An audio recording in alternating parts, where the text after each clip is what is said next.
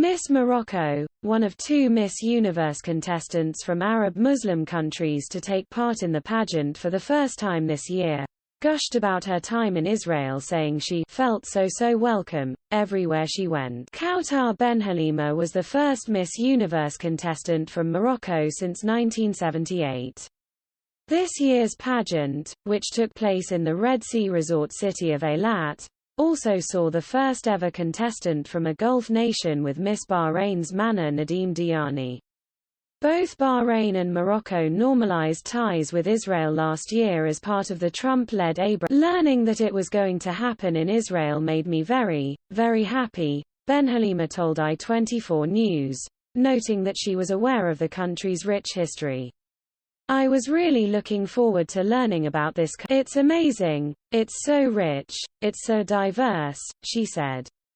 Traveling from city to city takes a short amount of time, but yet you feel like you're changing your environment all the time. I felt so welcome everywhere I went. Benhalima also noted the strong connection between Israelis of Moroccan descent and her home country. There are so many Israelis that have lived in Morocco, and that was very prominent for me.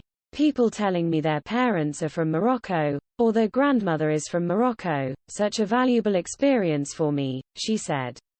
Syrian-born journalist Havi Bouzo, who today lives in the US and fights anti-Semitism in Arab countries, also visited Israel for the first time to cover the pageant. The pageant in Israel was proof that things are changing. People are coming together, Bouzo said.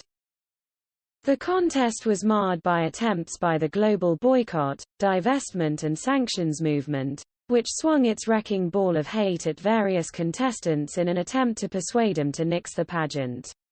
In the case of Miss South Africa, it failed miserably, with the lovely Lalela Swain defying both homegrown BDS activists and the South African government and finishing the contest as second. The 24-year-old, who is a qualified lawyer, returned home and said she had received death threats by pro-Palestinian activists.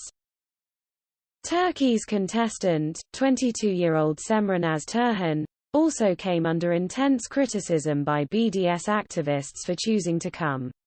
"I'm not a politician, I came here for a competition," she responded.